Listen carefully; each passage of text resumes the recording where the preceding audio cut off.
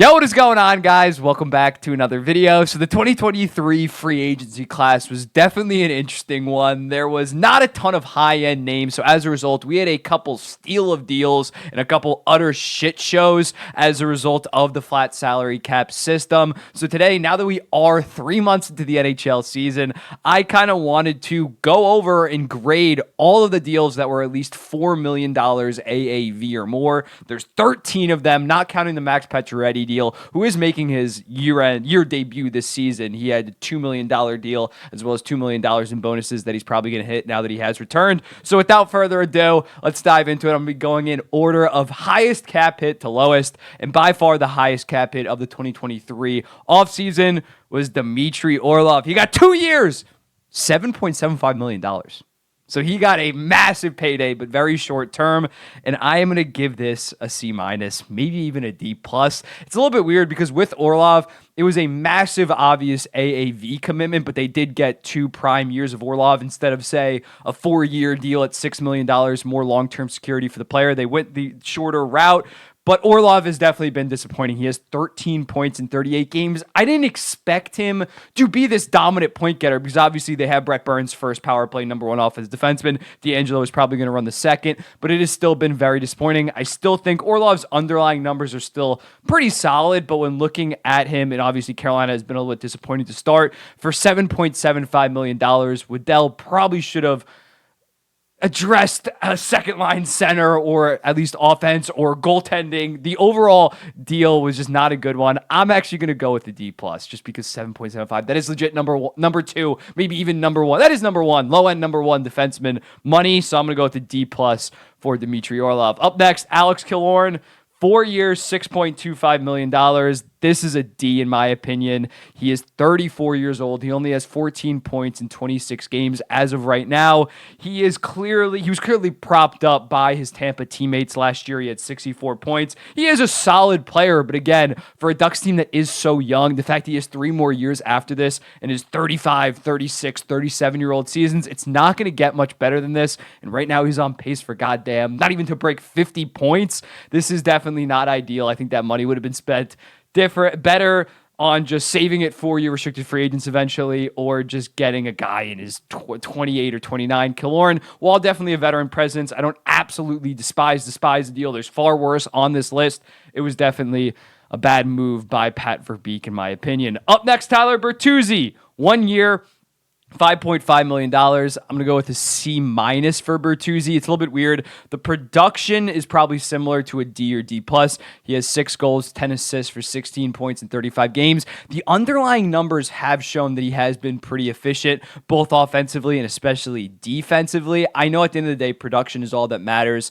You can talk about expected goals and expected goals against all day, but I think with Tyler Bertuzzi, I think he can potentially pick it up in the back half of the season. This guy's still only 29 years old. And at the end of the day, with a team like the Toronto Maple Leafs that's probably going to cruise to a playoff spot, he could only put up 35 goddamn points. But if he helps them get to an Eastern Conference Finals, puts up 11 points in 15 or 16 games, all that matters is the playoff performance from a guy like Tyler Bertuzzi and how he's playing heading into the playoffs. So right now, I still think it is a little bit premature to kind of absolutely shit on this deal given the underlying numbers, and I think he will improve going forward. So a C-, a little bit disappointing, but not the end of the world. Jason Zucker got 1 year, $5.25 million.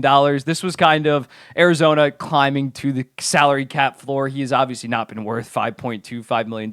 I give this a D. He has 6 goals, 6 assists for 12 points in 29 games as of right now, and he only has 2 points in his last 8 games while playing around 13-30 a night. So he's basically a third-line center on the Coyotes team, a Coyotes team that a lot of their offensive weapons have outperformed and kind of jumped Zucker as of right now. But when looking at it for $5.25 million, clearly not ideal. It's going to be interesting to see.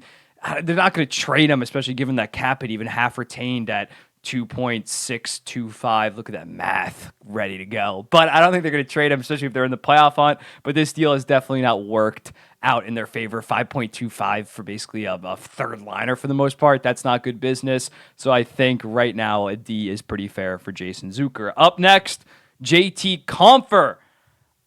I'm between an A minus and A on this. Compher has been very solid. He has 9 goals, 15 assists for 24 points in 33 games. He's 24 years old, or 20. He's 28 years old. He's not 24 years old. He's 28 years old, 5 years left. So the deal's not going to age horribly like maybe a Killorn, but it definitely takes him into his mid-30s. He's been a very good second-line center for this Detroit Red Wings team. Obviously, Dylan Larkin went down for a stretch. He kind of had to step up. They didn't do that good record-wise, but he has been very good for this Red Wings team. Last year was like Selke level in 50 points. I think he can consistently be 45. I don't know if he's going to put up this kind of scoring. I think he's on pace for 55 or even like 60 points right now. I don't know if he has that in him, but to give 45 points, 50 points, and very good defensively, that's well worth $5.1 million. I'm going to go with an A minus, I think, just because there is a lot of term left on this deal. But this season, it's definitely been a very good deal for them. How it's going to age going forward, we'll see. But I am a fan of this deal. Tarasenko, B minus. It started off pretty strong. He had 3 goals, 7 assists, 10 points in his first 9 games. He was absolutely cooking offensively. He's bad defensively. He doesn't really offer a ton playmaking, but he was racking up points. The Sens were a pretty good team.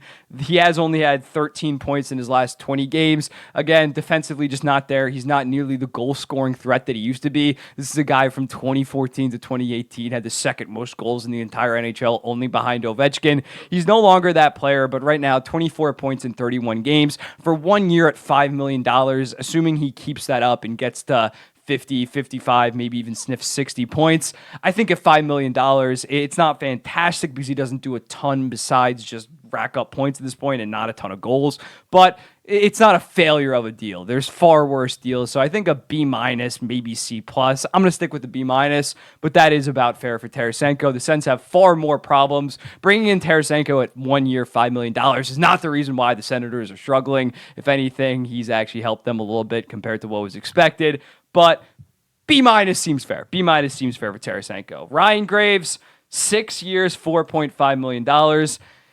He's a solid top 4 defensive defenseman, second pair defensive defenseman. $4.5 million right now is about fair. I'm going to give this a C just because there is so much term left on this deal, and he's 28 years old. He has 5 more years after this at 4.5.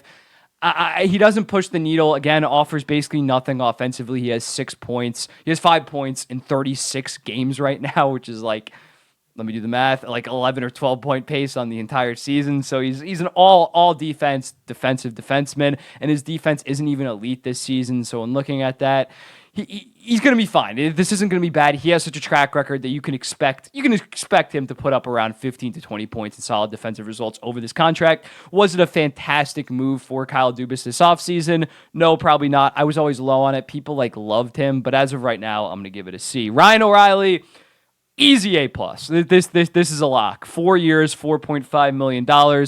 He's playing not like 2019 Ryan O'Reilly, Selke, and goddamn Conn Smythe winner, but he's playing like 2020, 2021 version of himself. He has 15 goals, 17 assists for 32 points in just 36 games. The defensive numbers aren't like they were in the Selke days, but he's still a very solid two-way center for the Nashville Predators. And yes, he is 32 years old, but he has 3 years left after this. And even if he regresses, let's say 10, 15% each of the next 3 years after this, he's still going to be worth like $4.5 million in that final season. He is playing like an $8 million player right now. The Predators basically got their first line center for not exactly half at $9 million, but the average going rate right now for first line center is like $8 million. So they got their first line center for like 60% of the cost. It was a slam dunk. I always liked the deal in terms of the money and the term. I still don't love the fit considering Nashville does have this young crop coming up. Ryan O'Reilly doesn't really fit their core. They are competing for a playoff spot, but it's just a wild card spot. They're probably going to get bounced in the first round. They're not an actual contender. So team fit, I didn't love it. But in terms of just what he's providing, he's far exceeding even what I expected. I expected like 55-ish points with solid defensive results. He's blowing past that right now. So I got to give it an A+ for the most part. Klingberg, 1 year, $4.15 million, easy F. He played 14 games for the Maple Leafs, offensive defenseman, racked up 5 assists, some of the worst defensive numbers in the entire NHL. They basically had to force him on LTIR. And again, I'm not like a full believer of like they absolutely faked the injury. If he was playing better, would he have played through it? Probably like they would have found a way to like a Kucherov hip injection and got him out there in a month. Besides, now he's just shelved, probably may never play in the NHL again. I think that's a little bit funny. How the Leafs dealt with that. Obviously, Klingberg, he's made his money, but that stinks that his career might be over. But yeah, he's basically forced into a season-ending hip surgery and all that by the Leafs this season. It's an easy F. Thankfully, because of LTIR for them, they are able to recoup that $4.15 million. But it was a disaster of a signing. Gostisbehere, on the flip side of that, another all-offensive defenseman. 1 year, $4.125 million. Basically the exact same deal, close to as Klingberg. This one actually worked out, though. This one I am giving a A. I wouldn't quite give it an A+, because, yes, 27 points in 37 games. He's putting up 60-point pace in only 19 minutes a night. A lot of that is on the power play, which, again, nothing wrong with that entirely. But defensively, there are... Gostisbehere's not known for his defensive play. It is a weakness of his game. He has to play pretty sheltered minutes. Again, only 19 minutes a night. He's not this 60-point, 23-minute eater out there playing good both ways. He is, I don't like to use plus minus, but he's minus 17, which kind of backs the defensive metrics not being quite there for Gostisbehere. Still, a very good signing by Yzerman. I could see an argument for an A+ because he's been so good offensively, but right now I'm just going to go with an A. A very good scoop by Yzerman in the Detroit Red Wings. Not a good scoop by Pierre Dorion, his last real big free agency signing with some term to it. Korpisalo, 5 years, $4 million per. Right now, this gets an F.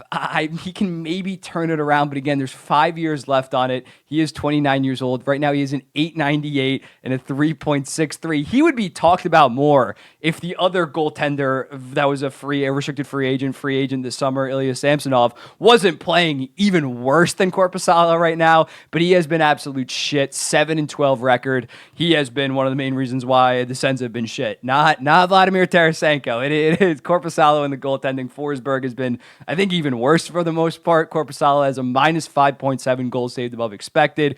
It's been bad, and this is a guy that has dealt with injuries throughout his career, not wishing that upon him in the future, but when looking at his previous stops, he has been injured a lot. They haven't even had those injuries, and he's playing so bad. So you could see this guy getting put on LTIR in a year or two. Korpisalo has not worked out in Ottawa. Radko Gudas. I actually like this signing. This gets a B+. He's a big physical defenseman. He's been playing very solid defense in Anaheim this year at only $4 million per year.